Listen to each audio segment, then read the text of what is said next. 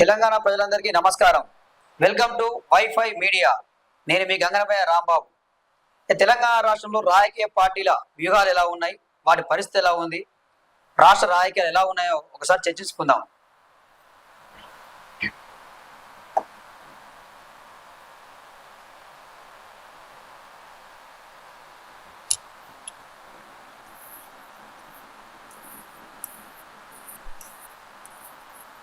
Telangana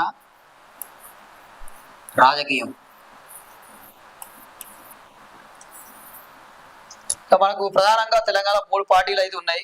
Congress party అధికారంలో ఉంది, BRS party ప్రతిపక్షంలో ఉంది, బీజేపీ పార్టీ అయితే మేము వచ్చే ఎన్నికల్లో మేమే అధికారంలోకి వస్తామని చెప్పి వాళ్ళు చెప్తా ఉన్నారు. ఒకసారి పార్టీల వ్యూహం ఎలా ఉంది, ఏ పార్టీ ఏ రకంగా ఉంది మనం చర్చించుకుందాం.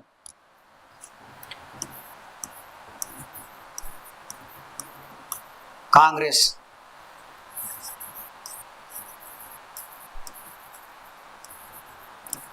రేవంత్ రెడ్డి,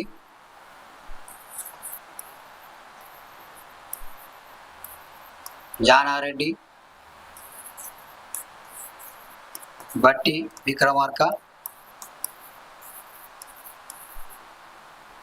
ఉత్తమ్ రెడ్డి,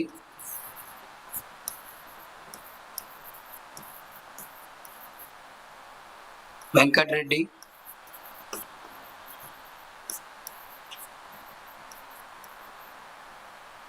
పొంగులేటి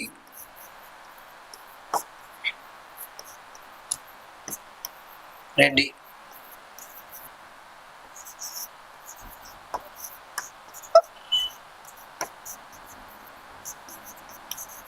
పొన్నం ప్రభాకర్, ఇలా చూసుకున్న పోతే సీతక్క, కొండ సురేఖ, ఇట్లా జూపల్లి కృష్ణారావు, తుమ్మల నాగేశ్వరరావు, ఇట్లా వీళ్ళ మంత్రివర్గం ఉంది. కాకపోతే ఇక్కడ చూసుకోతే ఇక్కడ రేవంత్ రెడ్డి సీఎంగా ఉన్నాడు.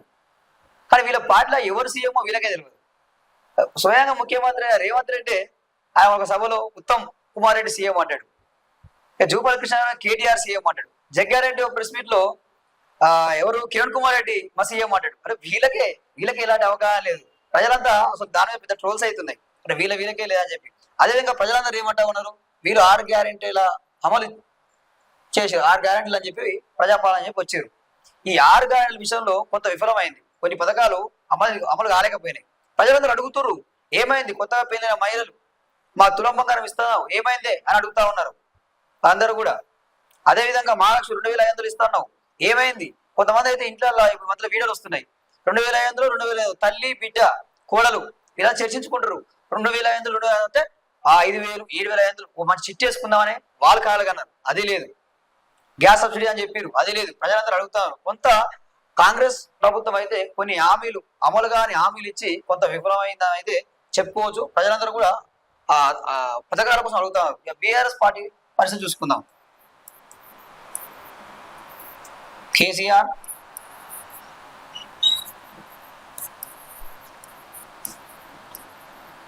హరీష్ రావు, కేటీఆర్, కవిత. ఇక్కడ కేసీఆర్ అయితే పార్టీ అధ్యక్షుడిగా ఉన్నాడు, వర్కింగ్ ప్రెసిడెంట్ కేటీఆర్ ఉన్నాడు. ఇక మొత్తం రాజకీయం అంతా ఎవరి చుట్టూ తిరుగుతుందంటే హరీష్ రావు చుట్టూ తిరుగుతుంది.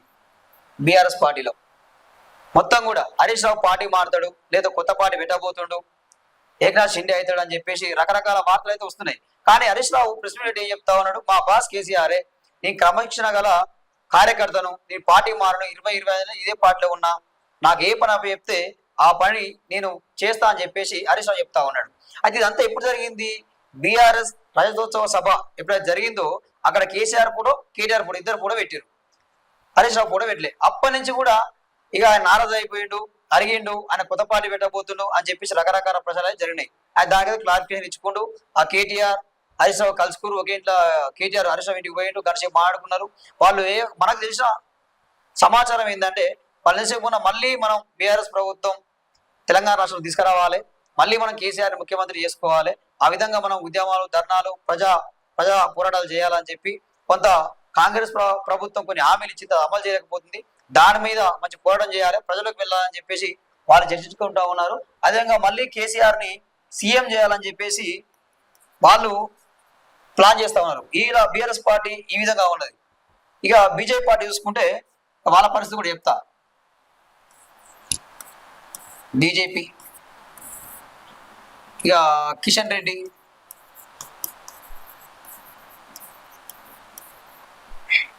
ఈటల రాజేందర్,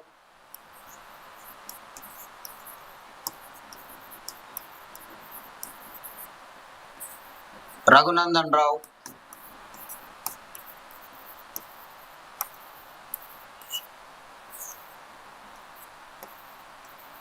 అరవింద్, బండి సంజయ్. ఇక బీజేపీ పార్టీ చూసుకుంటే ఎట్లా ఉంది చెప్పా, ఎంట్రికిచ్చులు అంటారు కదా, పీతల ముచ్చటనే ఉన్నది. ఎప్పటి నుంచో చెప్తా ఉన్నారు బీజేపీ పార్టీకి రాష్ట్ర అధ్యక్షుని నియమిస్తాం, కొత్తగా ఒక బీసీని నియమిస్తాం, బీసీ ముఖ్యమంత్రి చేస్తామని చెప్తా ఉన్నారు. కానీ ఇంతవరకు కూడా రాష్ట్ర అధ్యక్షుని నియమిస్తలేరు. మన ఎండ్రకాయలు ఉంటాయి కదా, ఒక డబ్బలేసి పారు కొంచెం మూత తీస్తే ఒకదానికి కాలు పట్టుకుని ఒకరు గుంజినట్టు వీళ్ళ పరిస్థితులు అట్నే ఉంది. కొన్ని రోజులు ఈటలకు అధ్యక్ష పదవి ఇస్తామని ప్రచారం జరిగింది, కొన్ని రోజులు రఘునందన్ రావుకు, కొన్ని రోజులు అరవింద్కు, బండి సంజయ్కు, ఇక కొంత రాజాసింగ్ కూడా లిస్టులో లైన్లో ఉన్నాడు. రాజాసింగ్ కూడా అధ్యక్ష పదవి ఇస్తారని చెప్పేసి ఇలా రకరకాల ప్రచారాలు జరుగుతున్నాయి. కానీ వీళ్ళకు ఎవరికి కూడా ఐక్యత లేదు. మొన్నటికి మొన్న ఈటల రాజేందర్ హైడ్రా విషయంలో ఒక ప్రెస్ మీట్ లో నా కొడుకు అని చెప్పి సీఎం స్పందించిండు. సీఎం అట్లా కామెంట్ చేసిండు. దానికి జగ్గారెడ్డి ప్రెస్ మీట్ పెట్టిండు. ప్రెస్ మీట్ పెట్టి అలా మాట్లాడతావా, నువ్వు నా కొడుకని మేము అనలేమా అని చెప్పి అడిగితే దాని గురించి మళ్ళీ ఎవరు కూడా బీజేపీ పార్టీలో ఉన్న వాళ్ళ కిషన్ రెడ్డి కానీ, రఘునందన్ కానీ, అరవింద్ కానీ ఎవరు కూడా స్పందించలేదు. అంటే వాళ్ళు ఎవరి దారి యమునా తీరు, ఎవరికి వారే యమునా తీరు అన్నట్టు ఎవరి దారి వాళ్ళకే ఉన్నది. అసలు ఆ పార్టీలో వాళ్ళకే సఖ్యత లేదు. వీళ్ళేమో మేము అధికారంలో తీసుకొస్తామని వాళ్ళు మాట్లాడుతున్నారు. ఇక చూడాలి మరి ఎలా ఉందో. వాళ్ళు చూసుకుంటే ఏ పార్టీ అధికారంలోకి వస్తామని చూసుకుంటే మాత్రం ఖచ్చితంగా కొంత కాంగ్రెస్ పార్టీ ఇచ్చిన హామీలో ఒక 50-60% అమలు చేసినా కానీ మళ్ళీ ప్రభుత్వం ఏర్పడే అవకాశాలు అయితే ఉంటాయి ప్రజల్లో. ఇక లేదు మేము ఆ పథకాల్లో ఫెయిల్ అయితే మాత్రం ఇక్కడ బీఆర్ఎస్ పార్టీ మాత్రం రెడీగా ఉంది, వచ్చి మాత్రం సీఎం కుర్చీని ఆక్యుపై చేసుకొని రెడీగా ఉంది బీఆర్ఎస్ పార్టీ. పథకాల వివరం ఇది ఎందుకంటే ప్రజలు ఇప్పటికే వ్యతిరేకత ఉంది, ప్రజలందరూ మాట్లాడుకుంటా ఉన్నారు. ఇక్కడ బీజేపీ పార్టీ కష్టపడితే కొంత అవకాశం ఉంది, సీట్లు పెరిగే అవకాశం ఉంది. అధికారం రాకపోయినా కానీ సీట్లు పెరిగే అవకాశం అయితే బీజేపీ పార్టీ కనపడతా ఉంది. సో ఇది ప్రజలారా తెలంగాణ రాష్ట్ర రాజకీయాలు అయితే ఈ విధంగా ఉన్నాయి. ఇక చూడాలి, ఇక ముందు ఏం జరగబోతుంది ఏందనే చూసుకోవాలి. So thank you.